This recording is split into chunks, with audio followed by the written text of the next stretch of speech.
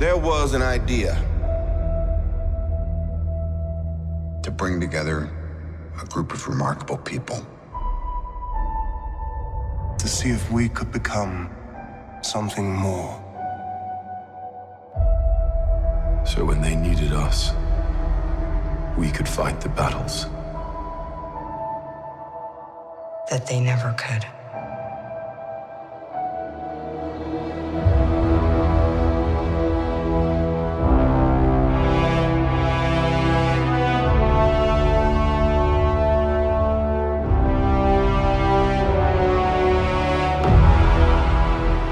In time, you will know what it's like to lose.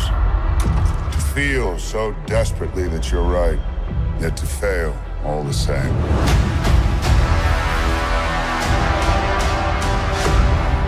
Dread it.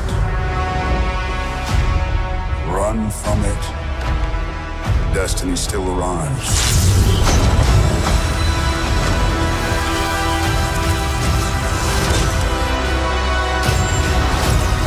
Evacuate the city. Engage all defenses.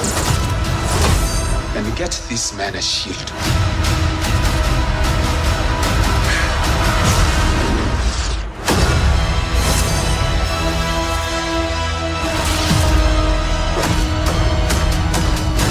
Fun isn't something one considers when balancing the universe.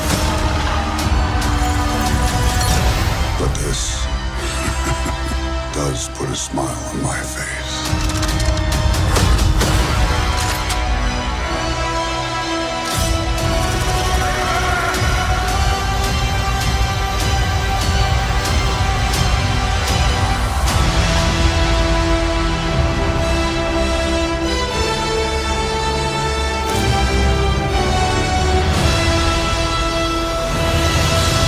What's good, YouTuber? I know it's been a while since I said I was gonna put up part 2. A lot's been going on. Not gonna go into his personal stuff. Plus, I needed to digest from what happened in Infinity War. So this will be Infinity War part 2 and everything. So by the time I'm finished editing, it will probably be up by now. By the time Deadpool will come on, I'll probably do the Deadpool movie review. So let's get into it. Let's do this right now. I already went down with the storyline, what happened and everything. Now I want to go with like collaborations and Thanos and certain my own theories on what may happen. And of course, when after I seen the second film, you know, the times that I after the first weekend, I pretty much said that I made a prediction about a little more than a month ago, that, you know, that Avengers 4 was going to make, Avengers 4, I'm sorry, Infinity War was going to make 250 opening weekend, and I found out it did. Now I'm waiting for my second prediction may come true and everything, because I don't know, so you guys gonna have to let me know and everything. But yeah, furthermore, let's get into it. Alright, collaboration. Now the collaboration between Tony Stark and Doctor Strange was funny, a little egomatic between the two, because Doctor Strange was kind of like Tony Stark when they had their first movies. If you think about it, they're both kind of similar in certain ways, but I like the banter between the two. The Spider-Man and Iron Man thing was pretty good, and you see how much Spider-Man has, you know, leveled up a little bit since his first movie and whatnot.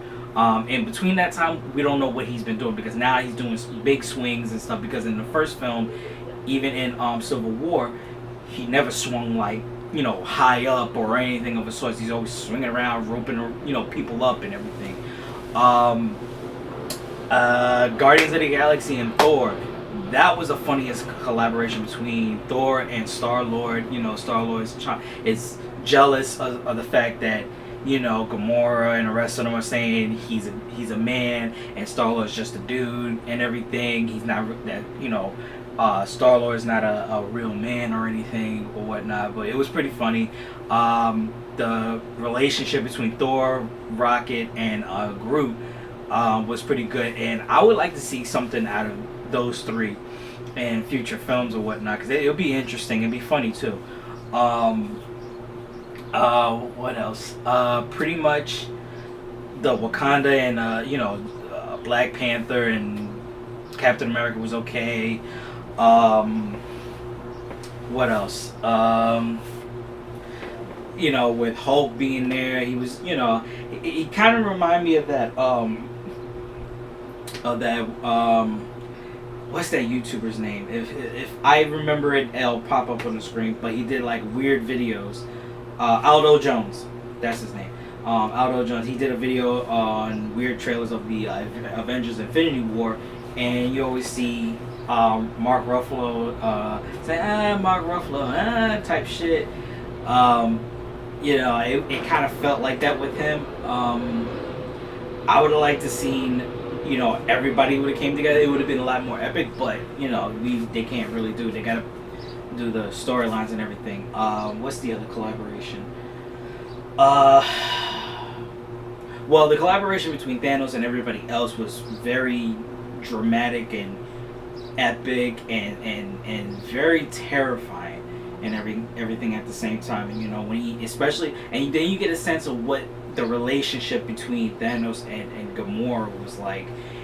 How they interacted with each other. I mean, because you get the flashback on how they first met, and then you see them now and everything, and then you realize that she has sympathy for Thanos, because remember, and they went to nowhere, and she thought she killed Thanos, and she started crying and everything. She still has sympathy for him, but then you realize that Thanos has sympathy for Gamora, because when he had to get the Soul Stone, he had to kill someone that he loves, and she thought he don't love nobody but himself. But it turns out that he does love Gamora and everything. He didn't want to do what he knows what he has to do, but he had to do it and everything. Thanos himself, I gotta give props to Josh Brolin, because he played Thanos more than I expected. He played him to such a degree that, I mean, when I've heard in the comic books, read some of it in the comic books, how of a douchebag this guy is, and he believes that what he's doing, well, in the comic books, he believes he's doing it just to please Death. This is what Lady Death wants. But I guess there's deeper meaning to what Lady Death wants or whatever. I never read too deep in the comic books, but I do know that he did it because of her. Now they put a little twist on it. He feels that he's doing it because killing half of life of the entire universe or whatever will save planets and save people. That's what he believes, and that's a kind of like bad guy, villain I should say, that you really need in certain films. Not to say it's got to be the same way, but it has to have the same aspect. Believe what they're doing, and their convictions are right and everything, and no matter what it is, and even if you feel like it's wrong. I feel though is that he played this character to a point where he is #1 villain of all time. I mean, I don't know what else to say from all that. He surprised the hell out of me. He surprised the hell out of people. And the way they ended is like, where they're gonna go from here and everything. And there's been a lot of speculations, a lot of speculations what's gonna happen in the next one. Time travel might be a part of it, and it might have something to do with the Time Stone or Ant-Man. Something to do with Ant-Man. I don't know what. I gotta look more into it, since the Ant-Man movie, I think it's coming out this year. Yeah, so basically, pretty much the movie was a solid. It was a solid 5 out of 5 Thunderstrikes. Literally 5 out of 5. Any complaints? Much as I give it 5 out of 5, I still have little complaints. The only thing is that they could have gave Black Panther a little bit more time, and Winter Soldier, certain other guys. But I understand that everybody had their moments in other previous films. Thanos had 1, 2, maybe several scenes and everything, and then but this is his film. This is his journey into what he wanted to do, and and try to do what he believes is helping everyone and everything, which is not. It's really causing chaos. But like I said, but the thing is, like, I understand his sympathy. I understand what he was trying to do. I understand that. It reminds me of Killmonger. That's what he reminds me of. Except Thanos' convictions amongst the stuff is a little bit more sympathetic than Killmonger's. A little, just a little, not too much, just a little. They're kind of like going with their beliefs and what they trying to do, you know. But I say Thanos is more because it's not a revenge type of thing. It's more like helping people, even though you got to sacrifice in order to help. Killmonger is, his convictions is admirable, but he's doing it based on revenge. He feels that we should rule instead of just coming together and everything like that. So, like I said, that's why I said I felt Thanos is a little bit more, his convictions are a little bit more than Killmonger's and everything. So far, CGI and everything else is great. I thoroughly enjoyed the film twice that I've seen it.